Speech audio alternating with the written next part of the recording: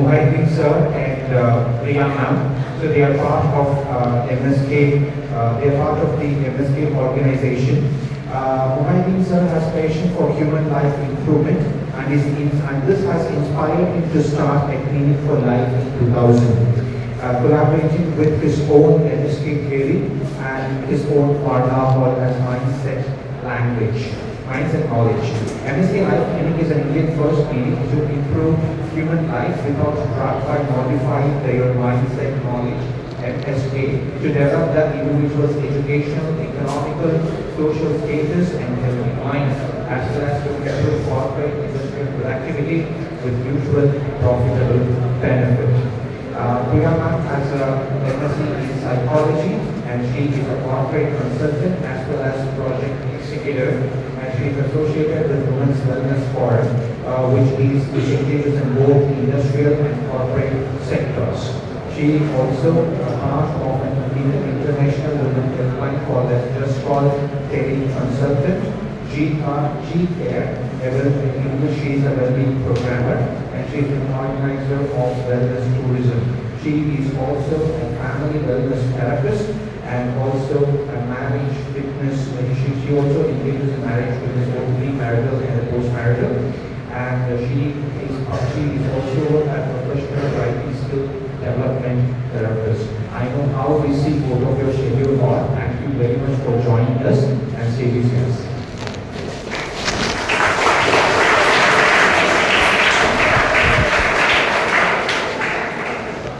Very good morning, respected principal, HODs and all lecturers and staffs.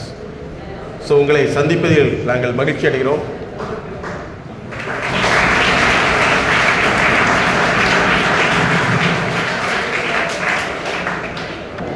நீங்கள் இந்த கல்லூரிக்கு வந்திருக்கீங்க. இந்த நோக்கத்தை இன்னைக்கு நீங்கள் ஸ்டார்ட் பண்ண போகிறீங்க. என்ன நோக்கம் தெரியுமா? டிப்ளமோ படித்த மாணவர்களுக்கு வேலை வாய்ப்பு மிக அதிகமாக உள்ளது. நாங்கள் உங்களை பேசாதீன்னு சொல்லவே மாட்டோம். ஏன் அப்படின்னா, நீங்கள் இத்தனை வருஷமாக பேசிக்கிட்டே தான் பழகியிருப்போம். இப்போ அமைதியாக ஒரு இடத்துல இருக்க சொல்ல முடியாத இருக்கும். அதுதான் பிரச்சனையே. நீங்கள் ஒரு டிப்ளமோ தான் அப்படின்னு நினச்சிக்க வேண்டிய அவசியமே இல்லை. டிப்ளமோ படித்த மாணவர்களுக்கு வேலை வாய்ப்பு மிக அதிகமாக உள்ளது. ஆனால் ஒரு கண்டிஷன், அதற்கு வேலை செய்யும் திறன், வேலையை புரிந்து கொள்ளும் திறன், இந்த ரெண்டு திறன் இருக்கணும். கோயம்புத்தூர் தொழிற்சாலைக்கு நம்பர் 1. ஸோ இந்த நிறுவனத்தில் நீங்கள் வந்திருக்கீங்க. நாங்கள் ஒரு ப்ரொஃபஷனல் சைக்காலஜிஸ்ட் முறையில் என்ஜினியரிங் படிக்கக்கூடிய ஸ்டூடெண்ட் ஆகிய உங்களுக்கு இதுவரைக்கும் என்ன சொல்லியிருப்பாங்கன்னா, ஸ்கூல் முடிச்சுட்டு இந்த மாதிரி இன்ஸ்டியூட்டுக்கு போயிட்டா நீங்கள் படிக்க வேண்டியதுன்னு சொல்லியிருப்பாங்க. அது உண்மை இல்லை. உங்களுக்கு 2 விதமான திறன் இருக்கணும். ஒன்று அகாடமிக் ஸ்கில், அதாவது இந்த பாடத்தை படிக்கக்கூடிய திறன், அதாவது உங்களுடைய சுய திறன். இரண்டாவது, அந்த படிப்பு எதிர்பார்க்கக்கூடிய திறன். 2 திறன் தேவை. ஒன்று அகாடமிக் ஸ்கில், இன்னொன்று கரிக்குலம் ஸ்கில். உங்களை இந்த பாடத்தை படிக்கிற அளவுக்கு உங்களுக்கு திறன் தேவை. ரெண்டாவது, பாடத்தை புரிந்து கொள்ளும் திறனும் தேவை. இதை கரிக்குலம் ஸ்கில்னு சொல்கிறோம். இதுவரைக்கும் நீங்கள் சொல்லி தான் படிச்சிருப்பீங்க. ஆனால் இன்ஜினியரிங்கை பொறுத்தவரை சொல்லாமல் உங்களுக்கு படிக்கும் திறன் இருக்க வேண்டும். ஏன்னா நீங்கள் படிக்கிறது என்டர்டெயின்மெண்ட் அல்ல, எஜுகேஷன். அப்போ அகாடமிக் ஸ்கில்ல ஃபர்ஸ்ட் பேசிக்காக இருக்கக்கூடியது உங்களுக்கு வாசிக்கும் திறன், ரீடிங் ஸ்கில். அதாவது ஒரு புக்கை கொடுத்தா அது தொடர்ந்து உங்களால் டிஸ்டர்பன்ஸ் இல்லாமல் கவனத்தோட படிக்க முடிகிறதா? அப்படி படிக்க முடிகிறது உங்களால் எவ்வளவு நேரம் இருக்குது அப்படிங்கிறத முதல்ல நீங்க தெரிஞ்சுக்கணும். அதே மாதிரி வாசிக்கக்கூடிய, அதாவது ரீடிங் பண்ணக்கூடிய திறன் வந்து ஒரு நிமிஷத்துக்கு கிட்டத்தட்ட குறைஞ்சபட்சம் வந்து 200 வார்த்தைகளை வந்து சத்தமா உச்சரிக்கக்கூடிய திறன் உங்களுக்கு இருக்கணும். இது வந்து ரீடிங் தான். இதற்கு அடுத்தது ரீடிங் பண்ணா மட்டும் பத்தாது, அதனுடைய அர்த்தத்தை புரிஞ்சக்கூடிய இருப்பது அண்டர்ஸ்டாண்டிங். அது உங்களால் முடியுதான்னு டெஸ்ட் பண்ணிக்கணும். நீங்க வந்து இதை படிப்பை முடிச்சுட்டு நேரடியாக வேலைக்கு போக போறீங்க. வேலைக்கு போயிட்டா அந்த வேலையை வந்து உங்களுக்கு சொல்லி கொடுத்து நீங்க செய்ய சொல்ல மாட்டாங்க. உங்களுக்கு ஜஸ்ட் ஒரு இன்ஸ்ட்ரக்ஷன் தான் கொடுப்பாங்க. சொல்லி கொடுக்கறதுக்கு நீங்க டியூஷன் போறது, கோச்சிங் சென்டர் போறது மாதிரி கிடையாது. ஒரு இன்ஸ்ட்ரக்ஷன் கொடுப்பாங்க. அந்த இன்ஸ்ட்ரக்ஷனை வந்து காதுல வாங்கி மனசுல தேக்கி வச்சு கையின் மூலமாக செயல்படுத்தக்கூடிய திறன் வேணும். அதுக்கு முக்கியமான திறன் தான் ரீடிங், வாசிப்பு திறன். இரண்டாவது அதனுடைய அண்டர்ஸ்டாண்டிங், புரிந்து கொள்ளும் திறன். அதை செயல்படுத்தக்கூடிய காம்ப்ரிஹென்ஷன் திறன் இருக்கணும். இது இருந்தால் மட்டுமே உங்களுக்கு வேலை வாய்ப்புங்கிறது கிடைக்கும். அதனால இந்த 3 வருஷத்தை வந்து நீங்க என்டர்டெயின்மெண்டா எடுத்துக்கிட்டீங்கன்னா அது உங்களுடைய குடும்பத்தினுடைய முதலீடுக்கான வழி இல்லாமல் போயிடும். உங்க ஃபேமிலி உங்களை வந்து இந்த நிறுவனத்தில் ஜாயின் பண்ணியிருக்கிறதுக்குன்னா உங்க ஃபேமிலியோட ரெப்ரசன்டேட்டிவ் நீங்க. இதை நீங்க புரிஞ்சுக்கணும். நீங்க காலையில் வந்து இந்த ரோட்டில் வந்து பயணிக்கையில பார்த்துருக்கலாம், எத்தனவே உணவு சப்ளை பண்ணக்கூடிய நிறுவனங்களில் வந்து வேலை செஞ்சுட்டு காலையில் நேரத்தில் அவர்கள் வயிற்றுக்காக அடுத்தவர்களுடைய வயிற்றுடைய பசியை நீக்குவதற்கு போறாங்க. நீங்க பாருங்க, அதுல எத்தனை முகங்கள் நீங்க பார்த்துருக்கணும். ஒவ்வொருவரும் தன்னுடைய வயிற்று பசிக்காகத்தான் அடுத்தவங்க பண்ணக்கூடிய ஆர்டரை கொண்டு போய் கொடுக்குறாங்க. அந்த முகத்தில் எவ்வளவு சோகம் இருக்கிறது, ஒரு சில முகத்தில் எவ்வளவு ஆர்வம் இருக்கிறது, நம்ம ஒரு தொழிலை செய்யறோம்ங்கிறது. நீங்க ரோட்ல ஒவ்வொருத்தரும் பாருங்க, ஒவ்வொருத்தருக்கும் ஆயிரக்கணக்கான கதைகள் இருக்கு. யாரும் பொழுதுபோக்குக்காக போறதில்லை. ஆனா ஒரு சிலர் பொழுதுபோக்குக்காக வாகனத்தை ஓட்டி தன்னுடைய வாழ்க்கையை போக்கிக் கொள்கிறார்கள். அப்படிப்பட்ட மாணவர்களாக இருக்கக்கூடாது என்பதற்காகத்தான் உங்களுடைய நிறுவனம் MSK லைஃப் கிளினிக் ஃபவுண்டேஷனோடு தொடர்பு கொண்டு உங்களுக்கு இந்த விழிப்புணர்வு கொடுக்க வேண்டும் என்று விரும்பி இருக்கிறது. அதனால நீங்க வந்து படிக்கிறதுங்கிறது வந்து ஏதோ பொழுதுபோக்கு நினைச்சுக்காதீங்க. இது உங்களுடைய குடும்பத்தை மாற்றி அமைக்கக்கூடிய ஒரு வழி. அதுக்கடுத்து நீங்க யாருக்கெல்லாம் ரசிகர்களா இருக்கிறீங்களோ அந்த ரசிகர்களால் உங்களுக்கு குடும்பத்துக்கு லாபம் இல்லை, அந்த நடிகர்களுக்கு தான் லாபம் என்பதை புரிஞ்சுக்கிட்டு உங்களுடைய ஃபேமிலியுடைய ஸ்டோரி என்னன்னு உங்களுக்கு தெரியுதா? உங்களால வந்து உன்னுடைய குடும்பத்தினுடைய சூழ்நிலையை குறைந்த அளவு 200 வார்த்தைகளில் எழுத முடியுமா? அல்லது ஒரு 4 பக்கம் உன்னுடைய குடும்ப கதையை எழுத முடியுமா? அப்படி இருந்தால் உன்னுடைய குடும்பத்தை நீ புரிந்து கொண்டிருக்கிறாய் என்று பொருள். அது இல்லாம நீங்க யாரோ ஒருத்தருடைய கதையை படிப்பதால் உங்கள் வாழ்க்கை வெற்றியாய் வாழ்க்கையாக மாறாது. அதனால இன்ஜினியரிங் ஸ்டூடெண்ட்க்கு தேவை இது academic skill, curriculum skill. Curriculum skill அப்படின்னா இந்த பாடத்திட்டம், நீங்க என்ன ஸ்பெஷல் கோர்ஸ் சப்ஜெக்ட் எடுத்திருக்கீங்களோ அந்த பாடத்திட்டத்தில் உங்களுக்கு போதிய ஆர்வம், அதை பற்றிய போதிய அறிவு, அதை பற்றிய விழிப்புணர்வு இருந்தால் மட்டுமே நீங்க அந்த சப்ஜெக்டை படிக்கவே முடியும். நீங்க சினிமாவுடைய ஞாபகத்தில் இருந்துட்டு அல்லது சோசியல் மீடியாவுடைய ஞாபகத்தில் இருந்துட்டு ஒரு என்ஜினியரிங் சப்ஜெக்ட் உங்க மனசுக்குள்ள போய் அது செயல்படும் அப்படிங்கிறது நினைக்கவே நினைக்காதீங்க. ஏன்னா உங்களுடைய சென்சரி ப்ராசஸ் சொல்லக்கூடிய புலன் உறுப்புகள் எதுக்காக வேலை செய்தோ அதன் அடிப்படையில் தான் உங்களுடைய மூளை வேலை செய்யும். அதனால உங்களுக்கு எந்த சப்ஜெக்டில் எடுத்திருக்கீங்களோ அந்த சப்ஜெக்டை பற்றி நீங்கள் தெரிந்து கொள்ள வேண்டும். உதாரணமாக நாங்கள் இசைக்கல்லூரியில் அல்லது இசை படிக்கக்கூடிய மாணவர்களுக்கு நாங்கள் கன்சல்டண்டாக இருக்கோம்.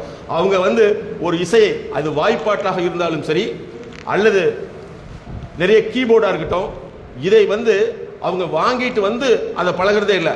அதற்கு முன்னாடியே அதை பற்றி தெரிந்து அதனுடைய தன்மைகளை புரிந்து கொண்டு தான் அதை செயல்படுறாங்க. அதனால என்ஜினியரிங் ஸ்டூடெண்ட் அப்படின்னாவே வந்து அகாடமிக் ஸ்கில்ல உங்களுடைய ப்ராப்ளம் இருந்தால் அதை சரி பண்ணிக்கூடிய முயற்சிகள் எடுக்க வேண்டும். அதற்கு நாங்கள் துணை இருப்போம்.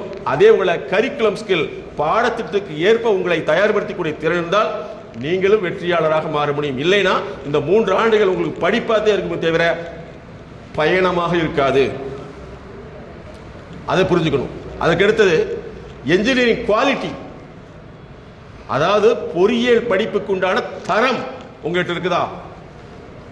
பொறியியல் திறன் குவாலிட்டி வேற, ஸ்கில் வேற.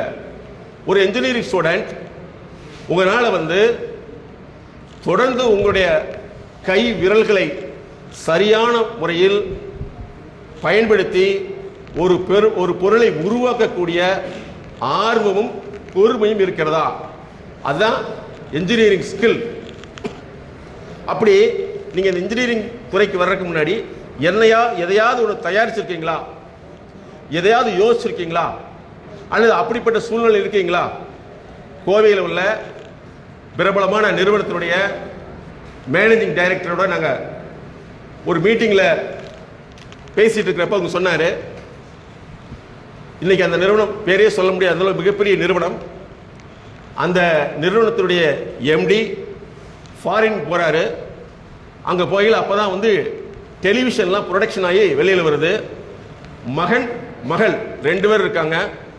மகளுக்கு இங்கேயே அப்போ இந்தியாவில் வந்து அந்த டிவி ப்ராட்காஸ்டே வரல. ஆனால் ஒரு டிவி வாங்கிட்டு வர்றாரு. தன்னுடைய மகனுக்கு ஒரு சாதாரண பழைய மோட்டரை வந்து எடுத்து வர்றாரு. கொண்டு வந்து கொடுத்துட்டு தன்னுடைய மகளுக்கு அன்பு பரிசா அந்த டிவியை கொடுக்குறாரு. டிவி இந்தியாவில் இல்லவே இல்லை. இவருக்கு இந்த மோட்டரை கொடுக்குறாரு. இப்போதான் குடும்ப சண்டை வருது. என்ன கேட்குறாங்கன்னா, உன் மகள் மட்டுமே உனக்கு பெருசா போயிடுச்சு, டிவி வாங்கிட்டு வந்து கொடுத்துருக்க, எனக்கு இந்த பழைய மோட்டர் தானான்னு கேட்டார். அப்போதான் அவர் எம்டி சொன்னார், மகளுக்கு நான் சீதனம் கொடுத்தேன், நான் உனக்கு அறிவு கொடுக்கிறேன், இந்த மோட்டரை எப்படி செய்யலாம்னு நீ யோசின்னு சொல்லி தன்னுடைய மகனுக்கு அந்த மோட்டரை எப்படி செய்யறதுங்கிறத செய்ய வச்சு ட்ரெயின் அப் பண்ணி அந்த நிறுவனம் இன்னைக்கு இந்தியாவில் மிகப்பெரிய நிறுவனமாக இருக்கிறது. இதுதான் தொழிலதிபர்களுடைய குழந்தை வளர்ப்பு முறை. அந்த நிறுவனத்துடைய இன்னொரு ஸ்பெஷல் சொல்றேன். இந்திய அளவில் அந்த நிறுவனத்துடைய தயாரிப்புகள் வந்து தேசிய விருது பெறும் பொழுது அந்த விருது கொடுத்த முக்கிய சீஃப் கெஸ்ட் சொல்லியிருக்காரு, எங்க வீட்டில் ஓடுற மோட்டர் கூட நீங்க தயாரிச்ச மோட்டர் தான் சொல்லியிருக்காங்க. அப்பதான் அவங்க சொன்னாங்க, இதுதான் எங்களுடைய தரத்துக்கு உத்தரவாதம், உண்மை நிலைன்னு சொல்லியிருக்காங்க. அதனால ஏதோ இன்ஜினியரிங் சொல்லிட்டு என்டர்டைன்மெண்டா வந்தீங்கன்னா இந்த 3 ஆண்டுகள் உங்களுக்கு போயிடும். உங்களுடைய குடும்பத்துடைய முதலீடு பயனளிக்காது. அதே மாதிரி இன்ஜினியரிங் ஸ்டூடெண்ட்டுக்கு இருக்க வேண்டிய விஷயம் என்னன்னா, மேத்தமெட்டிக்கல் ஸ்கில். உங்களால வந்து கணக்கை வந்து எக்ஸாமுக்காக போட்டீங்கன்னா நீங்க இண்டஸ்ட்ரியில ஃபெயிலியர் ஆயிருங்க. மேடம் அதை பத்திலாம் சொல்லுவாங்க. உங்களை வர உயர் படிப்பு படித்தவர்கள், கோல்டு மெடலிஸ்ட் வாங்கினவங்க, அவர்களுக்கு அவங்க இண்டஸ்ட்ரியல் கன்சல்டண்டா இருக்காங்க. அதிகப்படியான மாணவர்களால் சொல்வதை புரிந்து கொண்டு செயல்படுத்த முடியாத சூழ்நிலை தான் வாழ்ந்துட்டு இருக்காங்க. ஸோ அந்த சூழ்நிலை நீங்கள் மாற்றிக்கொள்ள வேண்டும். உங்களுடைய நண்பர்கள் எப்படி இருக்காங்க? என்டர்டைன்மெண்ட் பேஸா, எஜுகேஷன் பேஸா? உன்னோட கூட உள்ளவர்கள் உன்னை பயன்படுத்துவார்கள், அல்லது நீ அவங்களோட சேர்ந்து நீ என்டர்டைன்மெண்ட் இருப்பீங்க. அதனால பெஸ்ட் ஃப்ரெண்ட்ஷிப்பா மாறுறதுக்கு வந்து உங்களுக்கு தரம் தான் தேவை, தேர ஜாலினஸ் தேவையில்லை என்பதை நீ புரிந்து கொள்ள வேண்டும். அதற்கடுத்து உங்களுடைய குடும்ப சூழ்நிலையை மறைத்து மிக வசதியான நபராக நீ காட்டிக்கொண்டால் வாழ்க்கை ஃபெயிலியர். உன்னுடைய குடும்ப நிலையை நீ உன்னுடைய நண்பருக்கு தெரியப்படுத்தும் போது அந்த நண்பர் உன்னை டிஸ்டர்ப் பண்ணாம உனக்கு உதவி செய்யறதுக்கு வாய்ப்பு இருக்கிறது. இல்லைனா உன்னுடைய குடும்ப நிலையை மறைத்து வேதனைப்படுத்தி அவங்க வந்து நம்மளை மதிக்க வேண்டும் சொல்லும் பொழுது, மதிக்க நீங்களாக ஒரு கற்பனை செய்யும் பொழுது அது ஃபெயிலியர் ஆயிடும். ஒரு கேஸ் ஹிஸ்டரி சொல்றேன் கேட்டுங்க. ஒரு கல்லூரியில் இந்த மாதிரி ஃபைனல் இயர் ஸ்டூடெண்ட்டுக்கு வந்து ஒரு ஃபங்க்ஷன் நடக்குது. அதில் வந்து எல்லா பெற்றோர்களையும் வர சொல்றாங்க. வர சொல்றப்ப அதில் ஒருத்தர் அவங்க அம்மாவை நீ ஃபங்க்ஷனுக்கு வர வேண்டாம் அப்படின்னு சொல்லிடுறாங்க. அவங்களுக்கு தன்னுடைய குழந்தையுடைய அந்த அவார்டு செரமனியை பார்க்கணும்னு ஆசை. ஆனால் இப்படி நீ வரக்கூடாதுன்னு சொல்லிருச்சு அப்படின்னு சொல்லிட்டு என்ன பண்ணுறாங்க, யாருக்கும் தெரியாமல் முகத்தை மூடிட்டு முக்காடு மாதிரி ஏதோ ஒன்று போட்டுட்டு ஓரத்தில் நின்றுட்டுருக்காங்க. அந்த சமயத்தில் யாரோ ஒருத்தர் பார்த்துட்டு ஏங்க இப்படி இருக்கீங்க, அங்கே போக வேண்டியதானே அப்படின்னா, இல்லைங்க எனக்கு வெக்கமாக இருக்குது அப்படின்றாங்க. அப்படி சொல்கிறப்ப பார்த்தீங்கன்னா முகத்தில் வந்து ஒரே தழும்பு இருக்குது. யார், அவங்களுடைய முகத்தில் தழும்பு இருக்குது, முகம் அசிங்கமாக சர்ஜரி பண்ணி இருக்குது. அவங்க பேசுகிறாங்க, என்னாச்சுமா உங்களுக்கு அப்படின்னோடனே அவங்க சொல்கிறாங்க, வேற ஒன்றும் இல்லை, எங்கள் வீட்டில் அப்போலாம் கரண்ட்டு இது கிடையாது, லைட் கிடையாது, எங்களுடைய கிராமம். அந்த சமயத்தில் வந்து மேலே வந்து ஹரிக்கன் லைட்னு சொல்லுவாங்க, மண்ணெண்ணையில் எரியக்கூடிய லைட் வச்சுருந்தோம். அது காற்றடிச்சு கீழே கொட்டிருச்சு. கொட்டுறப்ப என் குழந்தை படுத்திருந்தது, அந்த குழந்தை மேலே லைட்டு அந்த மண்ணெண்ணெய் பட்டுச்சுன்னா எரிஞ்சுக்கிறதுக்காக நான் இப்படி போய் தடுத்துட்டேன். அந்த எண்ணெய் வந்து என் மூஞ்சியில் பட்டு தீ பிடிச்சிருச்சு அப்படின்னு சொல்கிறதான். அந்த சமயத்தில் தான் அந்த சம்மந்தப்பட்ட அந்த மகள் அந்த சைடு கிராஸ் பண்ணையில் தான் தெரியுது, தன் அம்மா தான் இப்படி சொல்லிட்டு பின்னாடி அங்கேயே கதறி எழுது, நான் இத்தனை நாள் உன்னை தப்பாக நினச்சிட்டேன், என்னை காப்பாற்றுவதற்கு, என் அழகை காப்பாற்றுவதற்கு, என் முகத்தை காப்பாற்றுவதற்காக உன் முகத்தை நீ எரித்தி கொண்டாய் அப்படின்னு சொல்லிட்டு அதே மேடையில் அம்மாவை கூப்பிட்டு கௌரவப்படுத்தி இருக்குது. இதுதான் வரலாறு. நல்லா ஞாபகத்தில் வச்சுங்க. உங்களுடைய ஒவ்வொரு குடும்பத்திற்கும் ஒரு வரலாறு உண்டு. அந்த வரலாறு தெரியாம அவர்களை புரிந்து கொள்ளாமல் நீங்க என்டர்டைன்மெண்ட்ல இருக்கிறீங்கன்னு சொன்னா அது அவர்களுக்கு நீங்கள் செய்த துரோகம். ஆகவே படிப்புங்கிறது, எத்தனை பேர் படிப்பு இல்லாம கஷ்டப்படுறாங்க உங்களுக்கு தெரியாது, படிக்கிறதுக்கு வாய்ப்பு இல்லாம கஷ்டப்படுறாங்க உங்களுக்கு தெரியாது. ஆனா உங்களுக்கு எந்த விதமான சிரமம் இல்லாம நீங்க ஏதோ படித்து இந்த நிறுவனம் அளவுக்கு வந்திருக்கீங்க. இது உங்களுடைய குடும்பம் செய்த மிகப்பெரிய உழைப்பு. அதனால என்ஜினியரிங் அப்படிங்கிறது வந்து என்டர்டைன்மெண்ட் கிடையாது. நீங்க என்டர்டைன்மெண்ட் சொல்லக்கூடிய விசுவல் கம்யூனிகேஷன் எடுத்து பாத்தீங்கன்னா அங்கேயும் கடினமான வேலை செய்தவர்கள் மட்டுமே திரைப்படத்தில் அவர்கள் தங்களை இணைத்துக் கொள்ள முடிகிறது. இல்லைன்னா சாதாரணமா சுத்திட்டு இருக்காங்க, சாதாரண ஒரு போட்டோகிராஃபரா தான் இருக்காங்க. எதுவுமே இலவசமாக கிடைப்பதில்லை, அதே மாதிரி எளிதாகவும் கிடைப்பதில்லை. அதற்குண்டான உழைப்பு தேவை அப்படிங்கிறத நீங்க புரிஞ்சுக்கணும். First reading skill, understanding, comprehension, அதுக்கடுத்து ரீடைனிங் ஸ்கில். உங்களால் ஒரு விஷயத்தை தேக்கி வைத்துக் கொள்ள முடிகிறதா, அது தேக்கி வைத்ததை திரும்ப எடுத்து வெளியே சொல்ல முடியுதா, இதெல்லாம் வந்து உங்களுடைய குவாலிட்டி. இது எல்லாமே வந்து நாங்கள் ஒரு வார்த்தையில் சொல்றோம். ஒரு திறனை உருவாக்குவதற்கு எங்களுக்கு தேவை மினிமம் 3 to 6 மாதங்கள் தேவை.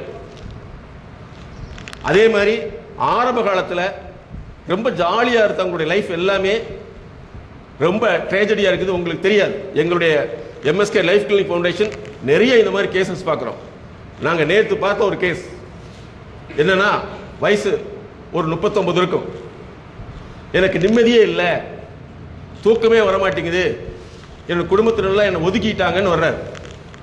ஆனால் எங்ககிட்ட கூட்டிகிட்டு வர்றக்கே அவங்க வந்து 3 வருஷத்துக்கு முன்னாடி அப்பாயின்மெண்ட் கேட்டு, அவங்க என்னைக்குமே தெரிஞ்சுங்க அறிவு நோயாளிகள், அதாவது அறிவு குறைந்த நோயாளிகள் அப்படின்னு தான் நாங்கள் சொல்கிறோம். அறிவு குறைந்தவர்கள் தன்னுடைய வளர்ச்சிக்கான எந்த விதமான ஆலோசனையும் அறிவுரையும் எடுத்துக்கொள்ள மாட்டார்கள். இது நல்லா புரிஞ்சுக்கணும். அறிவு குறைபாடு உள்ளவர்கள் தன்னுடைய வளர்ச்சிக்கு எந்த விதமான ஆலோசனை எடுத்துக்கொள்ள மாட்டார்கள். ஏன்னா அவர்களுக்குள்ள நோயே என்ன நோய்னா, எல்லாம் எனக்கு தெரியுங்கிற நோய் தான், எனக்கு யாரும் அட்வைஸ் பண்ணக்கூடாதுங்கிற நோய் தான், எங்கிட்ட திருப்பி திருப்பி சொன்னா எனக்கு பிடிக்காதுங்கிற நோய் தான், எனக்கு எல்லாம் தெரியும் என்னை விட்டுருங்க நான் ஜெயிச்சிருவேன்னு சொல்லக்கூடிய நோய் தான். அப்படிப்பட்ட அவர் தான் எங்களை கூப்பிட்டு வர்றாங்க. 3 வருஷத்துக்கு முன்னாடி அப்பாயின்மெண்ட் ஃபிக்ஸ் பண்ணவங்க, அதுக்கப்புறம் இங்கே வர்றாங்க. வந்தா அவர் வந்து என்னுடைய வாழ்க்கை அப்படி இருந்தது இப்படி இருந்தது, நான் ஊருக்கே அட்வைஸ் பண்ணிட்டு இருந்தேன், இன்னைக்கு உங்ககிட்ட வர வேண்டியதா போச்சு அப்படின்னு சொல்றாரு. ஆனால் அவர்கள் குடும்பம் அவரை புறக்கணித்து விட்டது. என்ன ஒரே தன்மைனா, ஆரம்பத்தில் எப்பவுமே என்டர்டைன்மெண்ட், இருக்கிற காசெல்லாம் தொலைஞ்சு வச்சு, இருக்கிற சொத்தெல்லாம் முடிஞ்சு வச்சு, அவருடைய குடும்ப வாழ்க்கை பிரிந்து விட்டது. இப்ப தன்னுடைய குழந்தையை வைத்துக் கொண்டு வாழ முடியாமல் கஷ்டப்படுகிறார். இந்த சமயத்தில் அழைச்சிட்டு வர்றாங்க. இதற்கும் அந்த கன்சல்டன்சி சார்ஜ் கூட அடுத்தவர்கள் தான் கொடுக்குறாங்க. இதுதான் உங்களுடைய உண்மை நிலை. அதனால வந்து உங்களுடைய ஜாலி அப்படிங்கிறதே வந்து நீங்க அடுத்தவர்களுக்கு வந்து என்டர்டைன்மெண்ட் மெட்டீரியல் நல்லா நீங்கள் தெரிஞ்சு கொள்ள வேண்டும். இப்ப இருக்கிறது வந்து டிஜிட்டல் கன்சியூமரிசம். உங்களை வந்து டிஜிட்டல் கன்சியூமராக, அதாவது மின்னணு நுகர்வோராக மாற்றுவதற்கு தான் என்டர்டைன்மெண்ட். நீங்கள் என்டர்டெயின்மெண்ட்டில் போய் ஜெயிக்கிறவங்களுடைய லிஸ்ட் ரொம்ப குறைவு. ஆனால் எல்லாமே ஜெயிக்கிற மாதிரி இருக்கும். அது ஒரு காலத்தில் தான், ஆரம்ப காலத்தோடு முடிந்து விட்டது. அதனால நீங்கள் என்டர்டெயின்மெண்ட்டா இல்லை எஜுகேஷனான்னு நீங்கள் இன்னைக்கு முடிவு பண்ணி உங்களுடைய பொறியியல் திறனை, அதாவது என்ஜினியரிங் ஸ்கில்லை டெவலப் பண்ணணும், என்ஜினியரிங் குவாலிட்டியை டெவலப் பண்ணணும். அது இருந்தால் மட்டுமே உங்களுக்கு வேலை வாய்ப்பு இருக்கிறது. அதே மாதிரி உங்களுக்கு திருப்பி திருப்பி சொன்னால் பிடிக்காதுன்னா உனக்கு கேட்கும் திறன் குறைபாடு. நிறைய ஸ்டூடெண்ட் சொல்லக்கூடிய விஷயம் தான், சார் எனக்கு ஒரு தடவை சொன்னால் போதும் சார், ஏன் திரும்ப செய்ய மாட்டேங்கிற? செய்வோம் சார், அப்போ தான் சார் எனக்கு தெரியும். இது உளவியல் கோளாறு.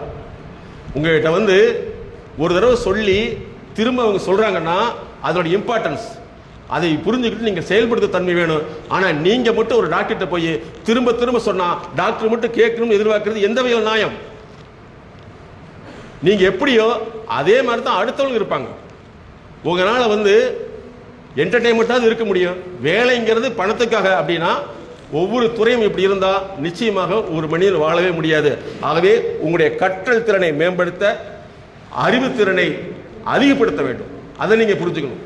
அதற்கடுத்து முக்கியமான விஷயம் என்னன்னா, நீங்கள் இந்த நிறைய லீவ் போடக்கூடிய பிஹேவியர் இருந்தால் அதை முதல்ல மாற்றிக்கொள்ளுங்கள். மாற்றிட்டு உங்களுடைய ஒவ்வொரு நாளும் உங்களுடைய வளர்ச்சி இருக்குதான்னு பாருங்க. அதிகப்படியான பேருக்கு மாணவர்கள் கொடுக்கக்கூடிய பிரச்சனை என்ன தெரியுமா? ஒன்னொன்னா சொல்றேன், நல்லா கேட்டுக்கணும். ஃபர்ஸ்ட் வந்து டிஸ்லெக்சியான்னு சொல்லக்கூடிய எதையுமே பார்த்து அதை புரிந்து கொண்டு அதோடு செயல்படக்கூடிய கற்றல் குறைபாடு ஒன்று இருக்கும். இன்னொன்று வந்து டிசபிலிட்டின்னு சொல்லுவோம். அவங்களால அதை செய்யவே முடியாது, படிக்கவே முடியாது. படிக்க சொன்னால் தூக்கம் வருதும்பாங்க, பாத்ரூம் வருதும்பாங்க. இது சின்ன வயசுல இருந்தாலும் சரி, பெரிய வயசுல இருந்தாலும் இதே ப்ராப்ளம் தான், பசிக்குதும்பாங்க. அதுக்கடுத்து வந்து டைகிராஃபியா, எழுதுறதுக்கு பிடிக்கவே பிடிக்காது. எந்த எழுத சொன்னாலும் எழுத்து அவங்களுக்கு வராது, இது டைகிராஃபியான்னு சொல்லுவோம். அதுக்கடுத்து டை கால்குலியா, மேக்ஸ் வரவே வராது. மேக்ஸ் அவங்களுக்கு சொன்னாவே புரியாது, இப்படி இருப்பாங்க. இன்னும் ஒரு சிலர் வந்து பார்த்தீங்கன்னா ஹைபர் கினஸ்தட்டிக் சொல்லுவோம்.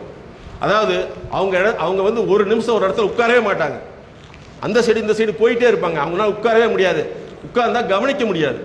ஹைப்போ கினஸ்தட்டிக் சொல்லுவாங்க, ஒரு இடத்துல விட்டு இன்னொருத்தர் நகர்த்த மாட்டாங்க. இதெல்லாம் ஒரு பிரச்சனை.